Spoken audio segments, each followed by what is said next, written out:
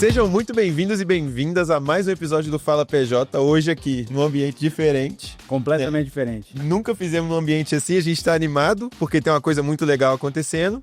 Eu sou Vini, da Cora, tô aqui com o Igor de novo. Tudo bem, pessoal? Igor da Cora mais uma vez aqui. E como vocês estão vendo, a gente tá num cenário diferente, né?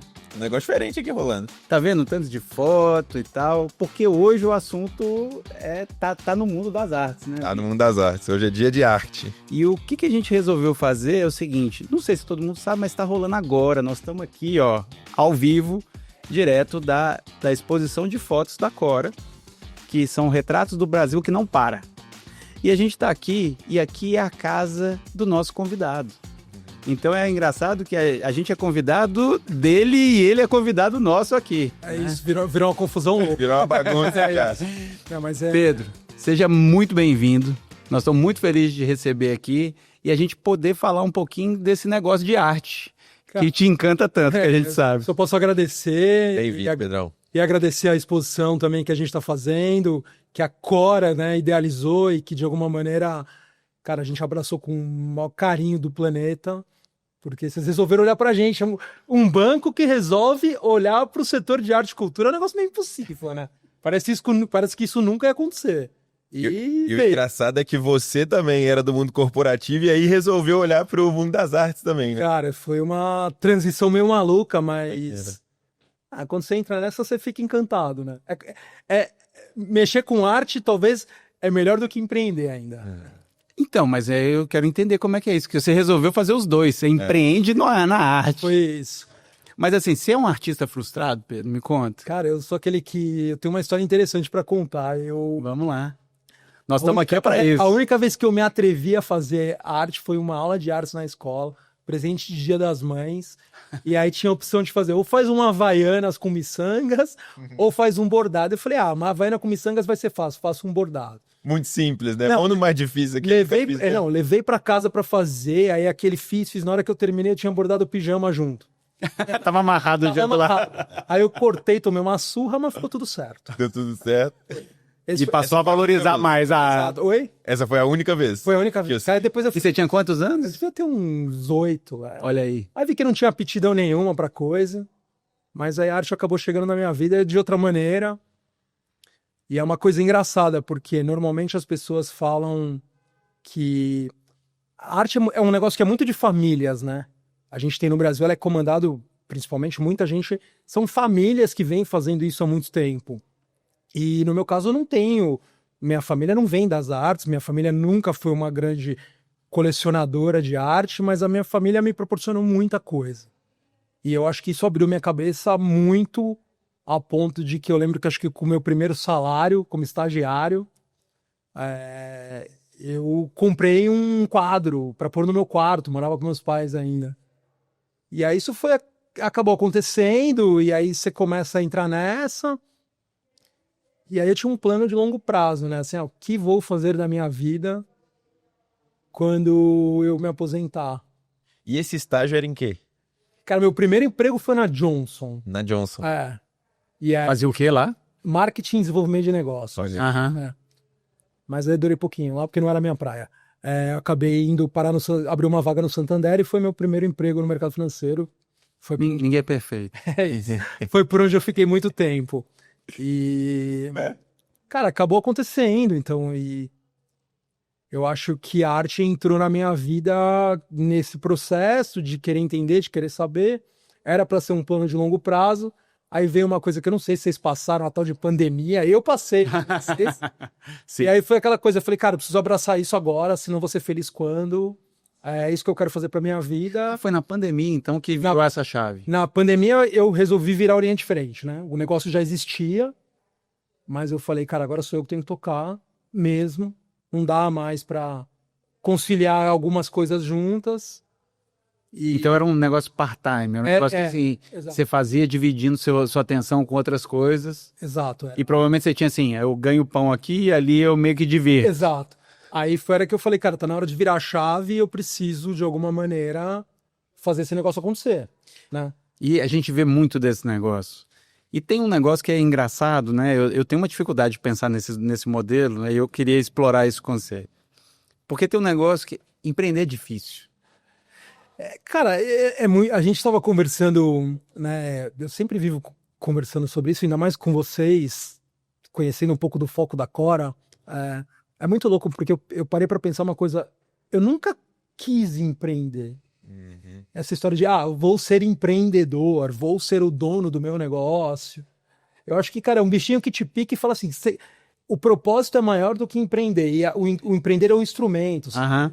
Eu vou ter que empreender para fazer o que eu gosto. Pra né? chegar lá. É isso. Mas, de novo, empreender é difícil. Pra caramba. E aí, num dado momento, você tava nesse negócio de estou tocando um negócio aqui e estou trabalhando junto. Sim. E como é que foi essa decisão de falar assim, cara, se eu quero que esse negócio dê certo, e aqui que eu me sinto realizado e tal, vou largar esse troço. Você passou por esse negócio? Cara, né, como é que foi a... tem aquela velha máxima, né, que cachorro com 2 donos morre de fome, né? E é quase empreendedor com 2 negócios também morre de fome. Eu tinha uma empresa antes da Cora que uma das coisas que a gente viu, não sei se eu já te comentei isso, mas a gente fez uma análise e a gente entendeu que quando o cliente chegava pra gente e falava assim, eu tenho um negócio A, um negócio B, um negócio C, não sei o que, a gente pegava isso na primeira conversa e depois a gente analisava ao longo da vida como era a performance daquele negócio. Tá. Era sempre pior do que o cara que chegava e falava assim, esse negócio Saber. e quero me dedicar a isso. É muito louco, né, cara? Porque é justamente isso que você está falando. Assim, se você não se dedica. E é engraçado porque tem vários ditados antigos que falam, né? A história, o olho do dono engorda o boi, barriga atrás do balcão. E a gente muitas vezes acha que dá para conciliar, mas é aquela coisa, se você não. É uma dedicação talvez infinitamente maior do que se você trabalhasse para alguém. É um compromisso. Porque o negócio, você tá tomando banho, você tá pensando, você tá fazendo qualquer coisa na sua vida, você tá pensando nisso. Cara, muitas vezes, se você atinge a possibilidade de empreender em algo que você acredita de verdade, que você gosta, o teu lazer vira aquilo. Cara. É claro. Meu barato é vir na galeria quando ela tá fechada e ficar olhando o que tá em exposição. A gente já conversou. Já. E você ainda falou que você dá 50 voltas e cada volta é diferente. Exatamente, cara. E você vai absorvendo. A arte tem essa capacidade, né? De você... Porque, bom, vamos lá. Dizem que existem 2 ciências, que é a semiótica da imagem que se quer passar e a hermenêutica, que é a ciência do entendimento, né? E entender as coisas, na verdade, ela varia conforme teu estado de espírito e tua bagagem, né? Conforme É uma coisa da circunstância, né? Com certeza, momento ali, com certeza. Né? Um dia que eu tô mais feliz, eu interpreto uma exposição de um jeito, um dia que eu tô mais tenso, eu interpreto de outro jeito. Tá corrido, Exato. de ver. Tem uma dúvida que eu fiquei enquanto você falava, que na pandemia virou a chave, né? Virou. Mas já tinha lá dentro, acompanhava você esse desejo? O primeiro salário ele comprou Um quadro. Exato. um quadro, tipo assim. Como que era esse negócio, assim? Como que foi crescendo? Teve algum grande movimento que você fez, assim, antes de virar, né? De virar a chave? Porque até isso, né? Que na pandemia ele resolveu que ele ia deixar de ser uma parte do tempo e ser o tempo inteiro. Correto. Né? Então, mas quando que foi? Quando começou esse negócio? E como? Cara, sabe aquela assim, eu tinha muito uma sensação de, enfim, a gente que vem do mercado corporativo, do mercado financeiro, é outra realidade.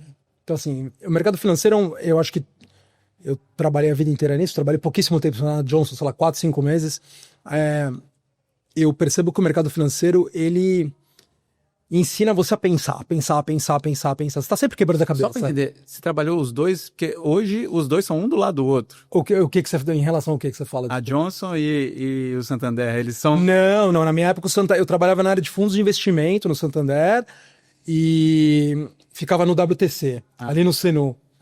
Mas você concorda que os dois hoje... Sim. E aí, quando você... até me perdi, olha aí, vamos lá, o que a gente nem lembra que eu tava falando sobre o... Não, que a gente tava falando como que chegou esse negócio na sua vida, né? Então, a questão principal foi... o mercado financeiro, eu acho que ele te abre a cabeça e ele te ensina a pensar. Isso é muito bom. E você cria uma visão analítica muito importante das coisas. Então, eu acredito muito que empreender também é uma questão de bagagem. Eu acho que você precisa... Repertório, né? Exato. E você precisa, de alguma maneira, ter outras experiências. E eu acho que sim, a vida do empreendedor nato talvez seja mais árdua do que a que foi para mim, porque empreendedor nato, que eu quero dizer, é aquele cara que nunca fez outra coisa além de empreender. Olha lá. Não tem referência. Exato, não tem referência. E eu acho que o mercado financeiro, ele te possibilita muitas referências. E os outros mercados também. A vida corporativa, ela te dá referências. Até de comportamento, de como você fala, de como é que você aborda, enfim. Milhares de referências, te dá uma visão analítica. E ela, de alguma maneira, eu percebia que esse era um mercado muito... a palavra não é informal, mas pouco profissionalizado. Tá, feito. Tá? E uma das coisas que eu sempre, meu pai sempre falou uma frase pra mim, eu sempre lembro que a gente era, eu devia ter uns 15 anos, e a minha casa sempre teve muita revista, né? A gente assinava tudo que era possível. Galileu super interessante, eu tô fazendo propaganda, não sei se eu posso, mas a gente... Se você estiver feliz, vai que não. A gente lia tudo em casa, consumia tudo que era revista possível e imaginária. Eu lembro que teve uma matéria, não lembro em qual revista, que saiu uma reportagem do Pedro Paulo Diniz, falando que ele tinha largado tudo, eu sou Pedro Paulo também, e tinha ido plantar alface. E meu pai mostrou pra mim aquela matéria e falou o seguinte, ó você aqui um dia. E eu brinco que essa é a minha plantação de alface. Muito porque eu falei, cara, eu tenho uma visão profissional, eu tenho uma visão de coisas que eu aprendi, que eu acho que eu posso levar para esse mercado, mas não era um plano para ser agora. Era alguma coisa assim, vamos começar a estruturar para que, de alguma maneira, eu consiga, no longo prazo, fazer isso da minha vida. Era uma coisa que eu gostava, era uma coisa que eu via que eu tinha uma visão que eu poderia contribuir para o mercado, que eu poderia construir um negócio um pouco diferente, com algumas outras referências, que eu acho que muito dessa turma, até por uma questão familiar, por essa questão sucessória, que é muito comum no mundo da arte, não viveu. E só que, cara, veio pandemia e aquela coisa, o que vai ser do mundo? O que a gente vai fazer daqui pra frente? Pô, eu tenho um negócio que eu gosto, que tá lá funcionando, mas eu vejo muito mais potencial que eu poderia implantar no negócio, eu poderia realmente fazer ter mais potencial. Eu vou esperar até quando? Quando vai ser o momento? Porque o momento nunca vem, né? Mas você já era sócio, você tinha uma pessoa que operava aqui, é isso? Na verdade, eu nunca tive sócio, né? Mas eu já funcionava. Tinha umas... Assim, eu supervisionava, mas eu tinha pessoas que trabalhavam aqui. Tá. O que você acha que estava passando na cabeça do seu pai quando ele falou que esse aqui é você um dia? O que ele já tinha... Qual ponto que ele tinha conectado já? O que ele já sabia? Cara, que um dia... Eu sempre fui um cara muito de propósito. E o mercado financeiro, de maneira geral, não vai ficar chateado comigo, hein? Não? O propósito nunca está em primeiro lugar. Então eu acho que e como eu já trabalhava no mercado, acho que ele enxergava que em algum momento eu ia buscar propósito, né? Eu acho que o ser humano, ele tem também que são coisas... Lá em casa a gente falava muito, discutia muita coisa no sentido de vida. E sempre tem aquela questão do ser humano, acho que no começo da vida ele quer ter, né? Ter. Então você começa a trabalhar para ter. Mas em algum momento você vai querer ser. E aí eu acho que ele já via que um dia eu ia querer alguma coisa que tivesse propósito. E, cara, isso aqui é o propósito da minha vida, entendeu? Eu quero deixar... eu tô nessa por legado. Eu quero construir alguma coisa que as pessoas olhem e falem, uau, pô, olha como o cara se doou, olha que legal, olha o que ele tá fazendo. Nunca foi pela grana. Acho que quem empreende nunca pelo dinheiro. O empreendedor... Não, assim, o dinheiro é bom, né? Mas Não, eu tô falando pelo seguinte, porque a gente conhece um outro Brasil... Sim. Que tem muita gente que empreende porque é o que sobrou. Você tem toda a razão. Entendeu? Então, só por isso que eu fiz essa carinha aqui. Eu conheço uma outra realidade de Brasil aí que... Mas eu entendo o seu lado, porque a gente divide que tem o empreendedor de necessidade, que não tem o que fazer, ele tem que empreender, e tem o de oportunidade. O de oportunidade, eu concordo contigo que ele está querendo um além do dinheiro. No meu caso, foi uma escolha para construir alguma coisa que fizesse sentido e que tivesse propósito. E hoje, se você fosse tentar traduzir, assim, o que é seu propósito? Como é que você traduziria? Cara, eu acho que o mais próximo do que eu faço, eu brinco que é o setor 2,5. Porque quando você empreende com arte, você ocupa uma lacuna que, infelizmente, o Estado brasileiro, ou enfim, o governo, como você quiser se chamar, ele não consegue suprir de maneira eficiente no Brasil. A gente tem grandes equipamentos culturais, mas a gente não tem...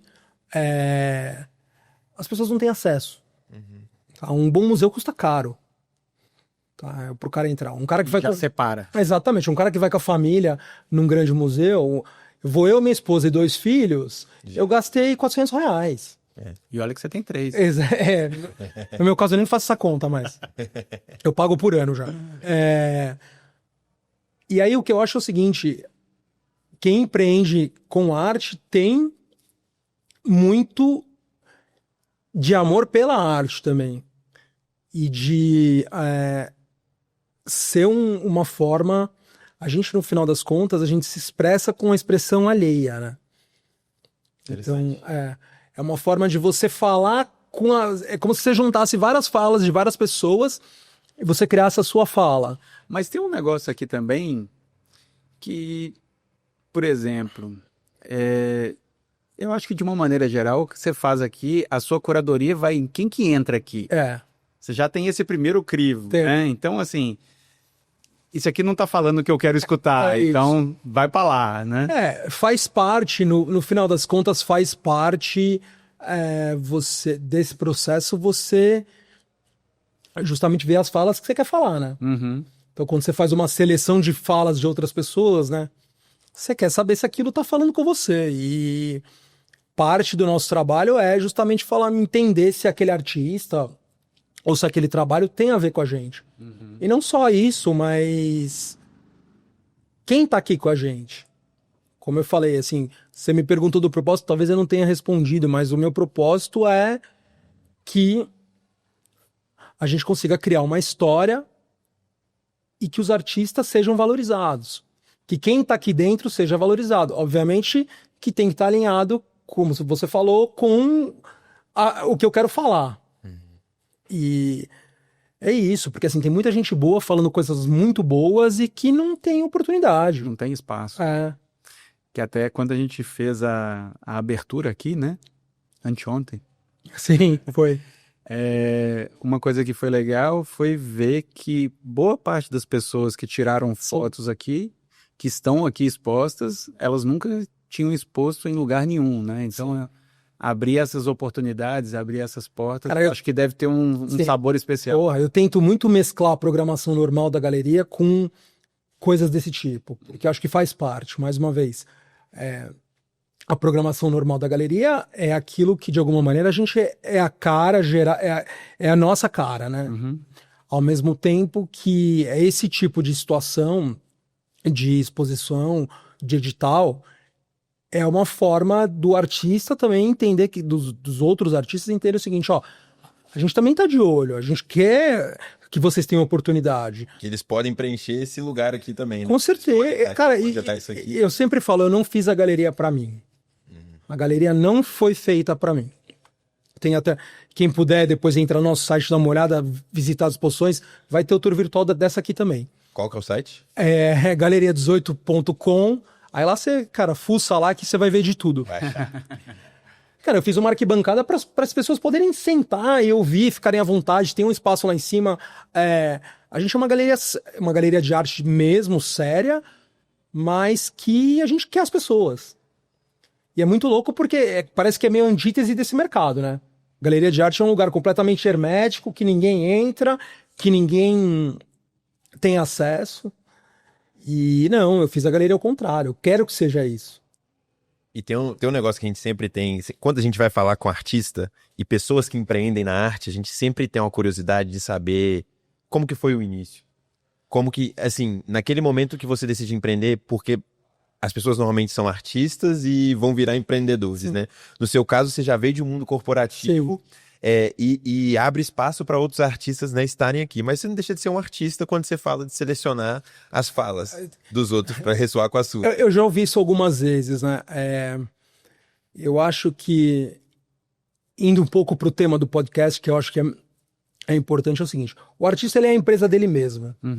Isso é uma coisa que tem que ficar muito clara. Mas o artista, normalmente, ele realiza isso um pouquinho para frente. Com certeza. Percebe na hora. Exatamente. Quando Ele demora um pouco para entender que ele é um negócio, né? Com certeza, assim. Tem muitos deles que não entendem, inclusive. Tem muitos que refutam a ideia. Fica assim, não, eu não quero me mercantilizar de alguma maneira. E é um pouco do meu papel. O meu papel é chegar para ele e mostrar isso para ele.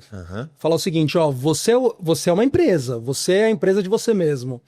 Então vamos trabalhar de alguma maneira que seja bom para você, sustentável para você, mas que você não perca a tua essência, a tua liberdade criativa, mas você tem que vir para a realidade, tá? Então é importante como negócio você entender que você é um negócio. Você precisa de dinheiro para comprar tinta, você precisa de dinheiro para comprar tela, você precisa de dinheiro para imprimir uma foto. Ou para comprar máquina. Exatamente.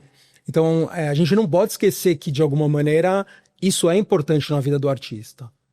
E um dos meus grandes papéis é esse, de ver aquilo que eu acredito nele, ver o que eu acredito no trabalho dele, trazer ele para essa realidade e a gente, de alguma maneira, fazer aquilo acontecer juntos. Você me perguntou como foi o começo. O começo foi por idealismo. Assim, vambora...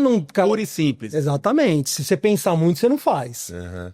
Acho que, não sei, os outros empreendedores, ou talvez quando você vira um serial empreendedor que nem o Igor, eu não sei se a coisa... Mas no meu caso é aquela coisa assim, beleza, a ideia é boa, eu acredito.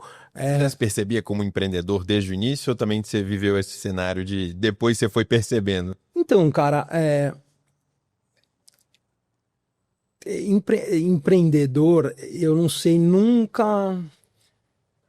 Eu tive uma chefe que falava uma coisa que era o seguinte, uma coisa que me acompanha a vida inteira. Ela fala, Pedro, você é um cara que tem muita iniciativa, mas você não tem acabativa, ela falava. E eu falei, eu acho que me enxergar como empreendedor não, mas eu me enxergava com aquele cara que é o seguinte, eu abri uma porta, eu fazia o que tinha que fazer, eu já ia para a próxima porta, independente de onde fosse.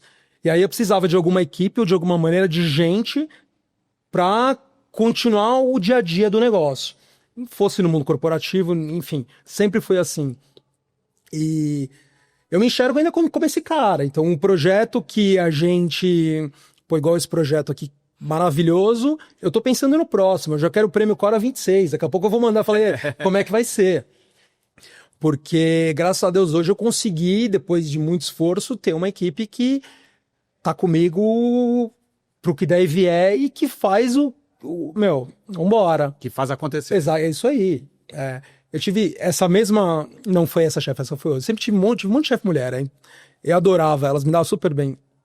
Eu tinha uma outra que falava que todo negócio é feito de pessoas, processos e tecnologia. Super certo. Cara, e eu uso isso como mantra. A gente talvez é a galeria, em termos de tecnologia, mais organizada que eu conheço. A gente tem um software próprio de gestão de acervo de artista, que nós criamos. A gente tem vários processos. Cara, tem um manual de processo de entrega de obra de arte. Era só uma loucura. Se eu falar isso para alguém desse mercado, os caras falam, isso é louco. De como é que tem que ser embalado com foto, de como é que tem que ser feito, de como é que é o protocolo de entrega. Então, que isso eu trouxe no mundo corporativo, né? E além de você ser esse empreendedor, ter esse negócio aqui, fazer, né, essa curadoria de tudo, você também agencia, né? Pessoas, né? A gente é um modelo de galeria, a gente brinca que é um modelo de galeria séria, que a gente representa artistas, né? Legal. Explica como é que funciona essa dinâmica. Porque então, normalmente você tem galeria... Pode ser um artista ou pode ser alguém que está entendendo desse negócio. Legal. Basicamente, você tem dois modelos de galeria de arte, né? A galeria de arte que aluga parede. Então, o cara não sei até que ponto ele tem fidelidade com aquilo que ele está escolhendo, porque quando o calo aperta, é aluguel, né? De parede. e você tem as galerias que representam artistas. As galerias que representam artistas, normalmente, é aquela coisa, eu acredito no teu trabalho, eu vou passar a te representar, você vai trabalhar comigo, tá? Eu te exponho. Exatamente. Assim, eu vou te dar todo o suporte, a galeria, a gente vai fazer exposições, eu vou estar junto com você, eu vou botar dinheiro junto onde precisar botar, eu vou te ajudar em alguma coisa que precisar, e eu só ganho dinheiro se vender. Então, ou seja, tem que acreditar muito naquilo. Você passa a ter um risco, Eu tô no risco com o cara. você tá no risco com ele, mas ao contrário, ele tá contigo só na hora que ele dá, no sucesso dele. Exatamente. É uma forma de pensar? É isso. Ele, cara, se der certo, ele perdeu tempo. O jeito mais fácil de quer dizer, zerar se não o der seu certo. risco seria alugar parede, Exatamente. né? Eu, na verdade, assim, eu tenho o modelo mais difícil de galeria, Aham. que é o modelo onde eu tenho que acreditar tanto quanto ele, né, no que ele faz. A curadoria passa a ser muito mais relevante, inclusive. né? Passa porque se não der certo, ele ainda sai com estoque. É isso. Eu não saio com nada. Aham. Então eu sempre brinco que E, na verdade, assim, eu acredito também que deve ter uma história até de fit, né? Porque você, enquanto galeria, você tem o seu público, sim, tem, você chega em determinados lugares, com certeza. né? Então, às vezes, aquele artista não funciona para o seu público, para a sua curadoria. Eu certo? sempre falo isso, cara. Não existe trabalho bom ou ruim, tá? Existe trabalho, quando eu tô falando trabalho tipo de obra de arte, né? Claro. Não existe trabalho de artista bom ou ruim. Existe o trabalho certo para determinado público. Tem certo, assim. E o que você quer atingir? Eu quero, por exemplo, ser uma galeria. A gente, na verdade, é uma galeria de colecionismo. Tá? Então, O que significa isso? significa que muitas vezes a minha preocupação não é se a obra que você está comprando combina com o sofá ou não. A minha preocupação é que você está comprando arte pela arte, pelo que tem ali. Se vai combinar com o sofá, que pode ser que a gente chama de galeria de arte de decoração, não me interessa muito. O que me interessa é que você está comprando a história do artista. Eu brinco que você compra a história do artista, você compra a história da galeria e a obra é brinde. É isso que, no final das contas, é o que eu quero vender. A obra só representa tudo isso. É isso. Você está comprando o que a gente acredita. Você está comprando uma visão de mundo. Você está comprando a expressão do artista, você está comprando a nossa. E a obra tá lá, cara. A obra representa isso. E quando chega uma pessoa, né? Vamos dizer, chegou essa pessoa que você conversou, você entendeu que faz sentido. O artista, no caso. O artista, e fala, não, vamos junto nisso aqui. Você também, você tá no jogo junto com aquela pessoa, então você precisa que ela jogue de maneira certa para atingir o resultado. Exatamente. O que você fala com ela, assim, cara? Isso é uma das partes mais difíceis, porque os artistas, muitas vezes, muitos deles têm receios de galerias e coisas do tipo, porque, cara, é um mercado muito informal, é um mercado que não tem dados, ou que não presta-se conta para eles, que parece que não se importam com eles. E você mostrar que você é uma galeria diferente, que você trabalha num modelo diferente, que, ó, meu amigo, se for fazer exposição lá no fim do mundo, eu vou com você, eu vou pregar quadro se precisar, eu vou pintar parede, eu vou tapar buraco, é algo que leva um tempo pro cara entender. Ele tenta que vencer o paradigma que ele já tem na cabeça dele. É perfeito. E alguns deles não vence. E aí, cara, acaba se tornando... Você tem artistas com trabalhos incríveis. Fica numa rua sem saída. Exatamente. Você tem artistas muitas vezes com trabalhos incríveis, mas você não consegue trabalhar. E você dá algum tipo de orientação meio que de alguma maneira, com a visão do mercado, falando assim, olha, o que o pessoal parece que está procurando, está indo nessa direção, assim, assado? Como é que funciona isso? A gente normalmente não interfere na liberdade criativa do artista, de maneira geral.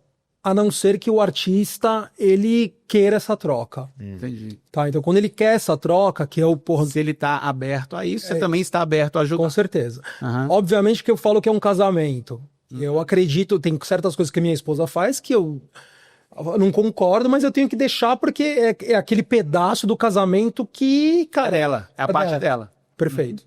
É isso. A minha relação com os artistas é um pouco assim. A única coisa que eu brinco que muitos deles confundem é a liberdade artística deles com o free pass existencial. Então ele acha que nenhuma regra do universo se aplica para ele.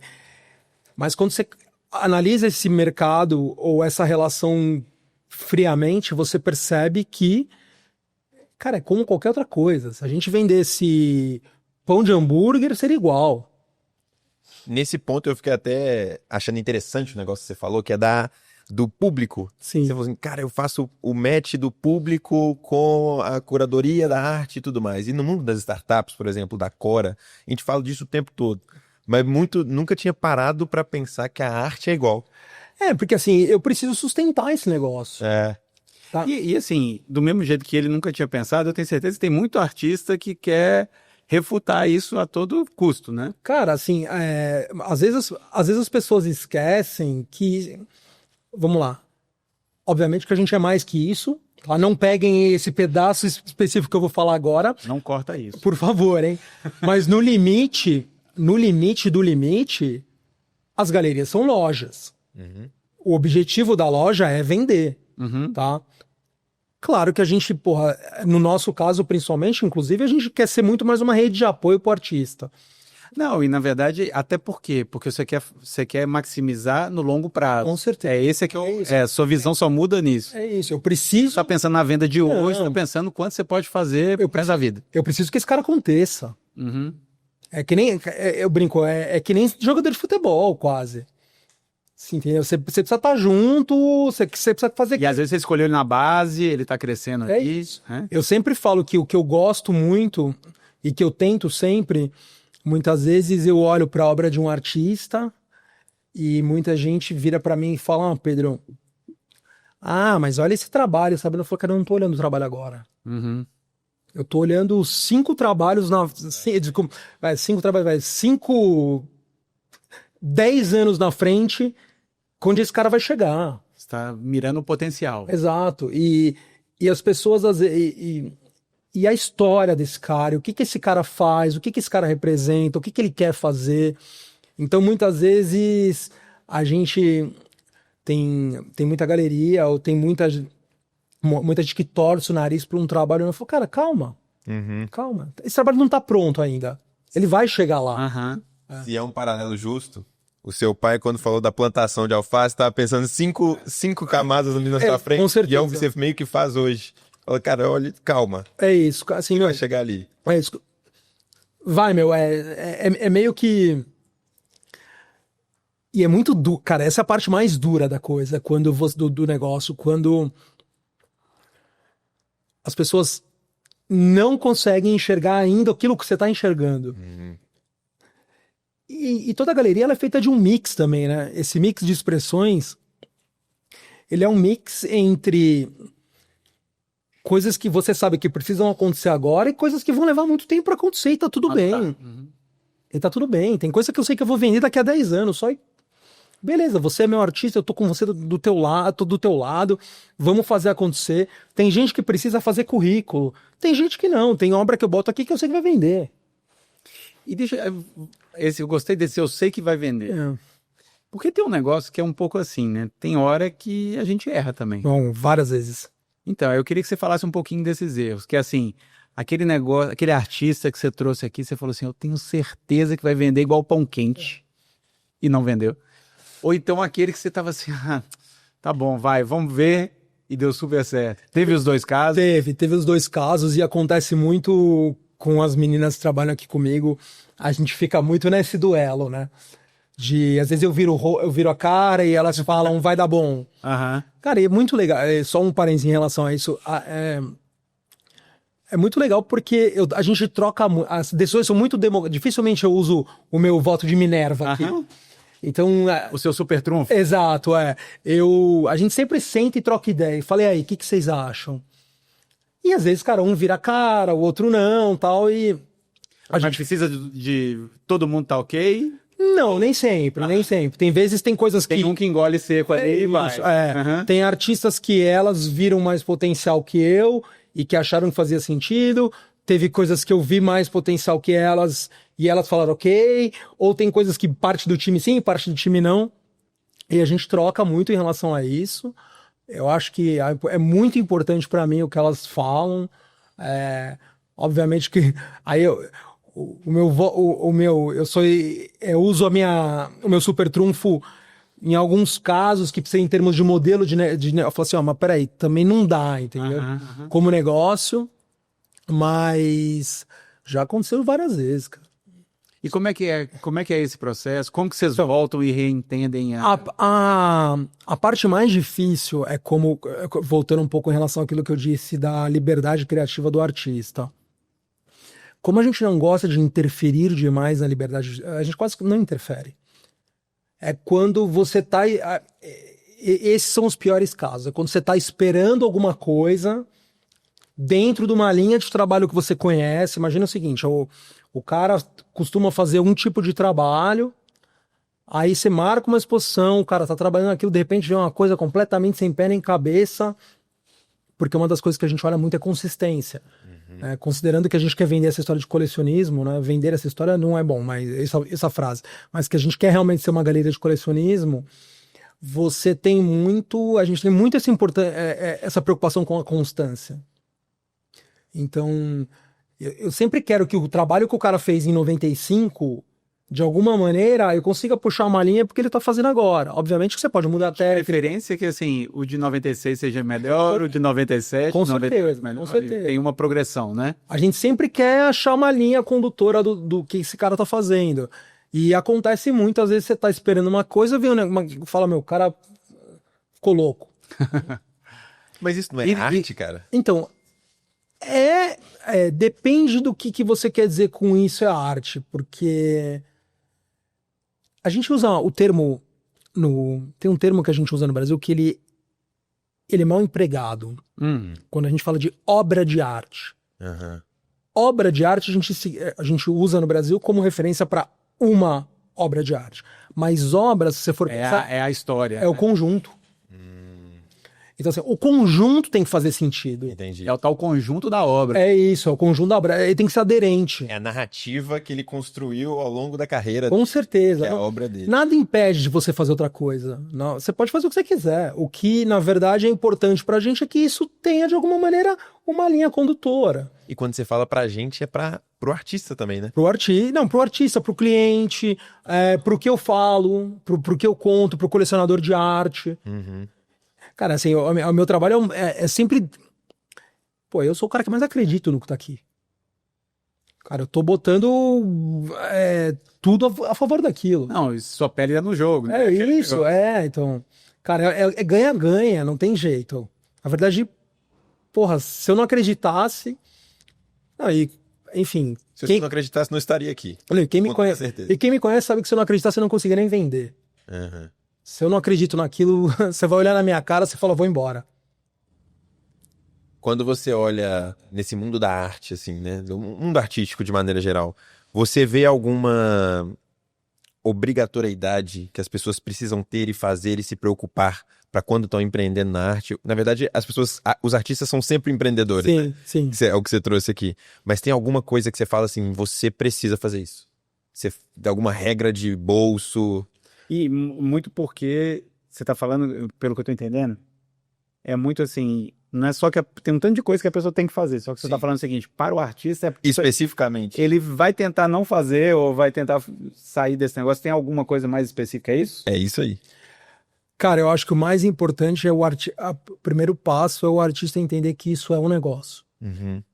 Que o que ele tá fazendo, de alguma maneira, pode ser... o ganha-pão dele em algum momento. Tem muita gente que entra nessa pro hobby. Eu sempre brinco que jamais vou tratar como profissional quem trata o que faz como hobby. Então acho que o artista, de alguma maneira, ele precisa... Boa essa frase. Ele precisa saber que o que ele está fazendo, de alguma maneira, é um negócio. Então esse é o primeiro passo. E como todo negócio, existem regras básicas para ele ser sustentável. Então, você precisa entender custo, você precisa entender como é que você precifica, você precisa entender como é que você apresenta. É muito engraçado, porque aqui a gente criou alguns cursos na galeria de tanto a gente precisar ajudar os artistas em relação a como ele se apresenta. Uhum. Não, e é muito louco porque, assim, Não é como ele apresenta o trabalho dele, não. É como ele se apresenta. exatamente isso que eu ia falar. É isso, cara. Eu precisava como ele se apresenta. É a mesma coisa que eu encontrar você num evento. Imagina que tem um vernissage, você tá por aqui. Encontrar com você no evento e falar, Igor, vem cá, cara. Pô, deixa eu te apresentar o projeto. Vem cá, pô, não, Igor, me ouve de 5 minutos. Olha meu celular aqui, ó. Olha aqui, dá uma olhada. Cara, você vai falar, tira esse cara do meu lado.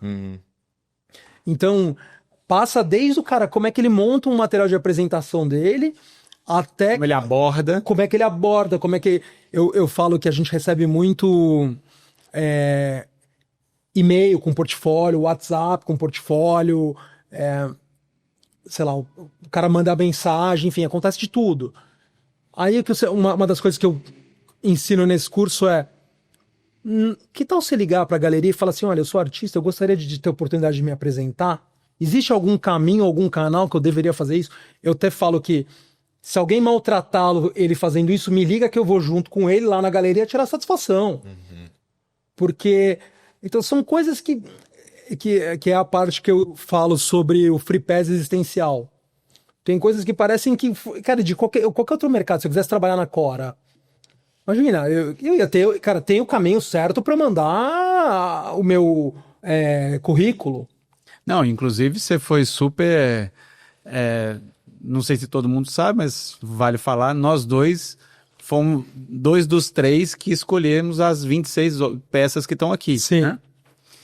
E uma das coisas que você não só cedeu seu espaço aqui, né, para participar desse processo, mas você ajudou a gente até a fazer o edital, fazer o processo todo e falou, cara, essa é a regra, temos que nos atender a ela e vamos ser assim, porque parte do processo do artista é entender a regra do jogo. Com certeza. Né? Entendeu? Legal. Não, e é uma coisa que as regras nesse mercado... Que a gente viu uns que saíram da regra. Completamente. As regras nesse mercado elas já não são claras para o funcionamento dele em geral. E quando elas são claras, parece que elas são desconsideradas. Então é o seguinte, acho que a gente tem que catequizar o artista e entender e falar o seguinte, cara, em outro mundo, as regras seriam levadas em consideração. Aqui elas vão ser também. Faz parte. É um processo que ele é duro. E a regra tá lá por um motivo. Exato, cara. É para facilitar a convivência. Exato. É a regra do jogo, né? Sim. Você olha ali e aí então você tem cursos aqui também. Cara, a gente tem 2... Essa aí foi boa, né? A gente tem 2 cursos que... Olha que situação engraçada. Os cursos eram de graça. Eu tenho 3 filhas, né? Vocês já sabem. Cara, tinha noites que eu ficava aqui, o cara se inscrevia e não aparecia. São cursos presenciais. Então, começaram como presenciais. E aí as pessoas apareciam. Era 1 quilo de alimento, o cara esquecia do quilo de alimento. Putz. Cara, chegou uma hora que eu falei assim, quer saber? Vamos cobrar. E a gente começou a cobrar, lota. Olha que impressionante. Lota. E são cursos que... O mesmo curso. O mesmo curso. E o valor era simbólico, sei lá, não dá para pagar. E se você não conseguir pagar, também você liga pra gente que a gente te bota para fazer o curso. Contanto que você apareça, né? Por favor, se você se inscrever num curso nosso, você apareça. É o requisito 1. Por favor. E aí, Regras do jogo, é a regra do jogo. E os 2 cursos que a gente tem, um deles se chama Como Montar Seu Portfólio, que na verdade é porque eu precisava traduzir numa frase, né? Vamos lá, vamos ser marqueteiro, como montar seu portfólio. Que é um curso que eu abordo tudo, desde como é que você se apresenta, como é que você chega numa galeria, como é que você monta teu material para você se apresentar. E a gente tem um segundo curso que chama... Que na verdade você não quer só montar o portfólio, você quer que ele seja vendido, que ele chegue lá na ponta e o cara fala, é esse que eu quero. É tipo, amigo, ó, vem cá, vem entender onde você está inserido. E o segundo curso chama Como Precificar Sua Obra de Arte. Fantástico. E aí eu criei um modelo de precificação. Vamos lá. Esse mercado ele tem um problema que ele não existe um modelo de precificação unificado, porque você não tem base de dados. Tá? Você não consegue. Não só, é difícil mesmo. Né? Mas é subjetivo. Exato, tem uma mas questão. a variável subjetiva eu transformei em algo lógico para o mundo artístico. Tá? E é outro curso que lota. As pessoas saem com uma boa visão de como é que eles se organizam. que aborda desde como é que você forma preço, como é que você constrói, como é que você levanta custos, e é um... E aí, eu vou te contar uma coisa mais mágica. É igual para qualquer outra coisa. Inclusive arte. Exatamente. Chique. E me fala uma coisa, e nessa história, essas pessoas que vieram fazer o curso, já tiveram várias pessoas nessas paredes aqui também depois? Cara, a gente tem 2 movimentos super importantes durante o ano, além dos cursos. Tem um deles que foi a exposição anterior, que começou o relacionamento dele com a gente num curso. Aí. Legal. Olha que loucura. Que é o Rofa, chama Kelvin Ginkel, é holandês. Super super fácil. Ele deve ser cearense. É isso. E o Rofa, que foi um cara que começou com a gente num curso, obviamente que já tinha um trabalho interessante, mas, cara, hoje é artista da galeria. Que legal. E a gente tem um movimento muito interessante. Já vamos para o 5º ano, que é um edital que a gente faz no meio do ano, que chama Not Same. Same era uma tag que era grafitada em Nova York nos anos 80 pelo Basquiat e pelo Aldias, que na verdade era a abreviação de Same Old Shit. Então para não ser a mesma merda de sempre, me perdoem, não sei se a gente vai cortar ou não, mas a ideia é que a exposição não seja a mesma merda de sempre. E justamente que a gente fure essa bolha de sempre estar os mesmos artistas em todos os lugares. Então é um edital que não me interessa a sua trajetória, não me interessa o que você já fez, o que me interessa muito é se o teu trabalho de alguma maneira está se apresentando de maneira consistente, se ele está aderente com aquilo que você está falando. Já próximo ano é a 5ª edição. Cara, a gente tem artistas que saíram daí. Esse é pra revelar mesmo, né? Esse é a peneira. Exato. É uma das coisas mais legais que a gente faz. Óbvio que a gente tá sempre de olho em todo mundo. E a gente é uma das poucas galerias que responde. A gente tenta responder todo mundo. A gente tá sempre de olho, mas... Assim, é um dos projetos mais prazerosos que tem, cara. Porque você... Da mesma maneira que a gente tá fazendo aqui, você dá muita oportunidade pra... Cara, gente que nunca teve, e para acabar com esse estigma de que mas esse mercado é só para herdeiros ou para quem conhece quem. Não. Legal. Deixa eu te fazer uma pergunta agora. Uma viagem.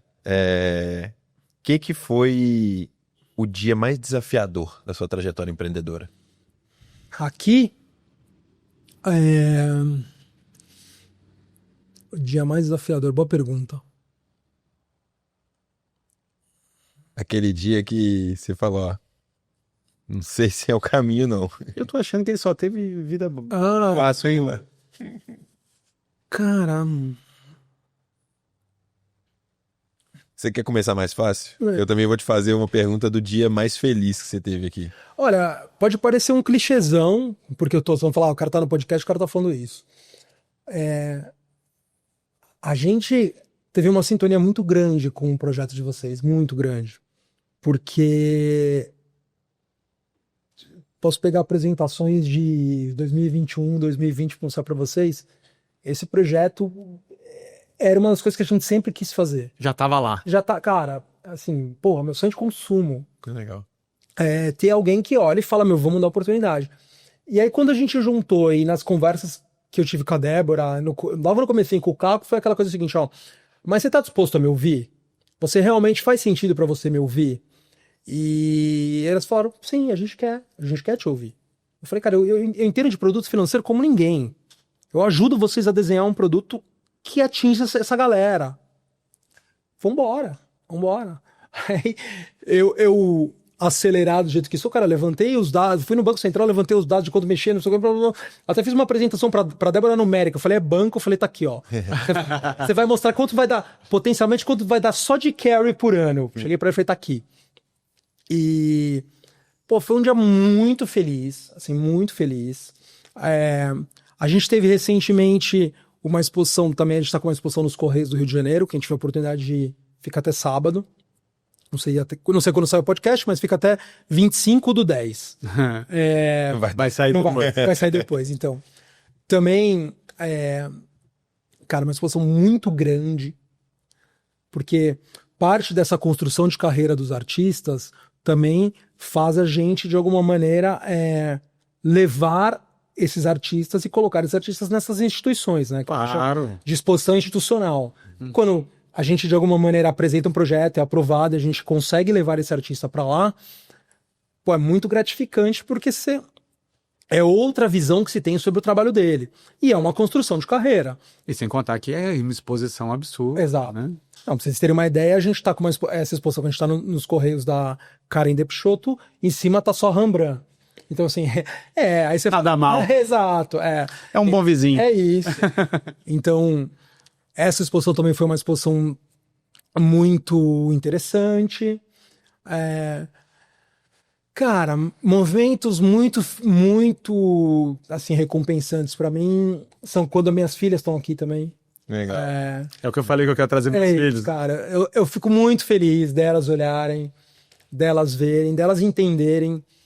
A mais velha provavelmente vai ser artista, porque, cara, ela vivia em exposição comigo e viveu na construção disso aqui. Que fantástico. Não tenho, olha, não quero direcionar nada, mas tem grandes chances. Eu brinco que ela é o Chaves, que ela faz. Os brinquedos dela são as dobraduras que ela faz e os desenhos, assim, que numa caixinha de sapato. Por isso que eu chamo ela de Chaves. Curioso. Então, assim, esses são momentos também que você fala, porra, tô construindo alguma coisa que elas vão sentir, assim. Ultimamente tenho sentido falta, porque eu tenho uma de 10 meses agora, 9 meses, nunca lembro direito, mas é de janeiro. Eu tenho uma de 9 meses, 10 meses, e não tem vindo muito ainda, porque agora são 2, né? Tem uma que faz 3 hoje. Hoje é aniversário da... Que legal. É isso. Parabéns pra ela. Hoje é aniversário da Antônia. Parabéns pra Parabéns, Filha, Antônia. filha, quando você ficar mais velha, você vai ver esse podcast. Vai ter um cortezinho que você vai guardar especialmente pra ela. Exato. Papai te ama. E a gente tem dado uma segurada, mas assim, mas ela também, cara, ela dormia aqui dentro no teleiro, durante a exposição. Então isso é legal, né? Porque dá a sensação que você tá criando legado, cara. Que é meio como aquele dia do... Não sei na qual você tem, mas se não tiver... tomara que vocês implementem, que os pais levam os filhos no trabalho, sabe? A gente é sempre remoto. Então, É difícil isso. Mas os pais levam... Os filhos estão sempre no trabalho. Então. Aí entra na câmera, faz confusão. E pra mim, sei lá, eu fico super feliz quando eu tô com elas aqui. Porque, puta, acho que espero que fique pra elas, né? Uhum.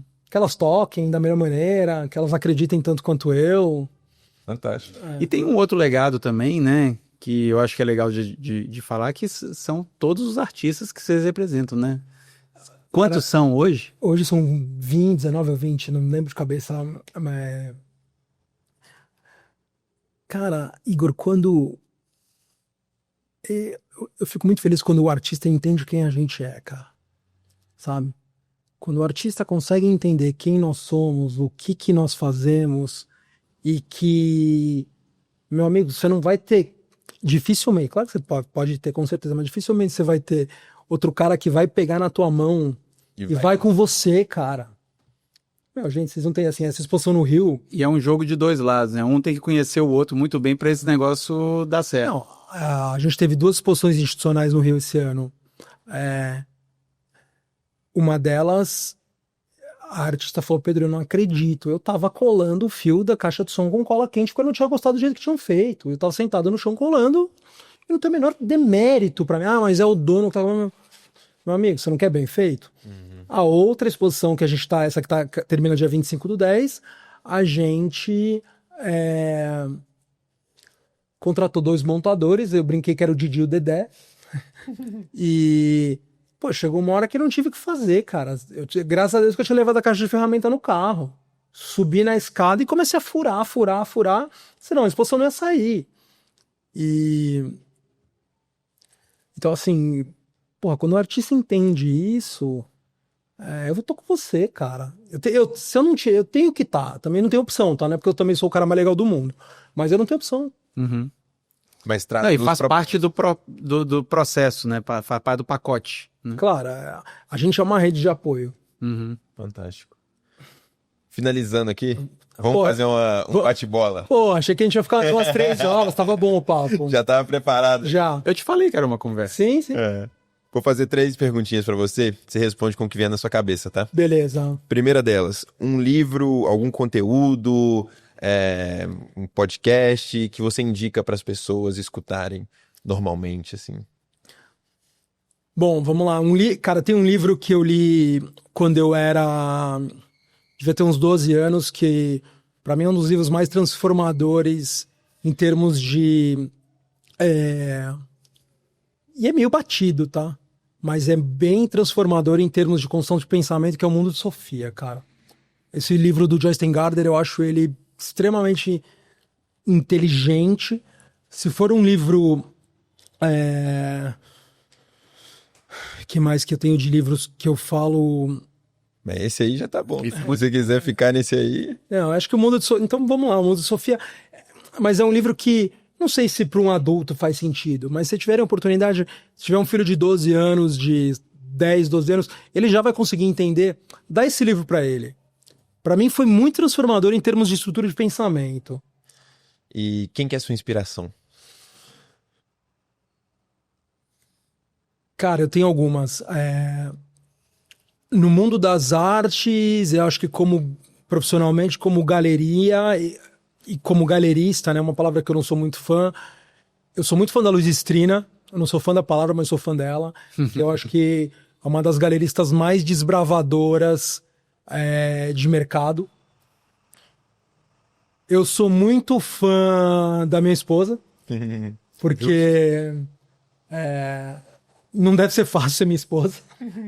Imagina você tá com um cara completamente idealista. E, cara, eu sou fã dos meus pais pra caramba, assim, porque eles, de alguma maneira, me moldaram.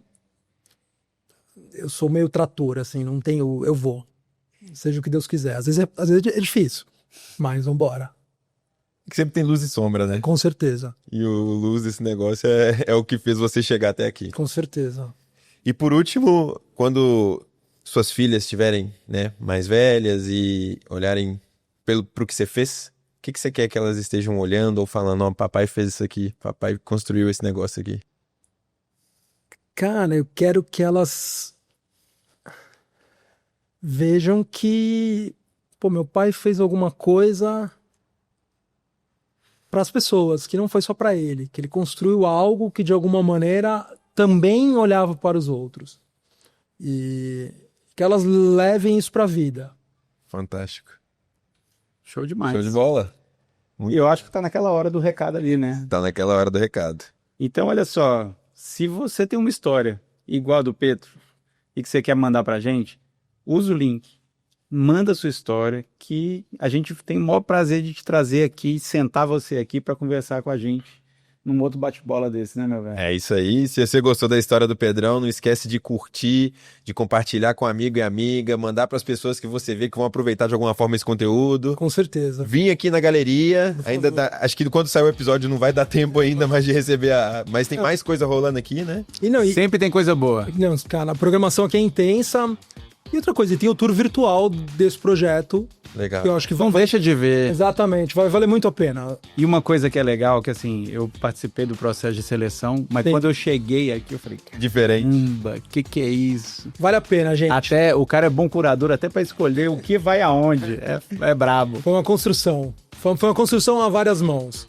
Foi muito bom. Foi. Pedrão, obrigado. Valeu demais. Por essa dose de inspiração. Valeu vocês, gente. Viu? Obrigado. Super legal. Porra.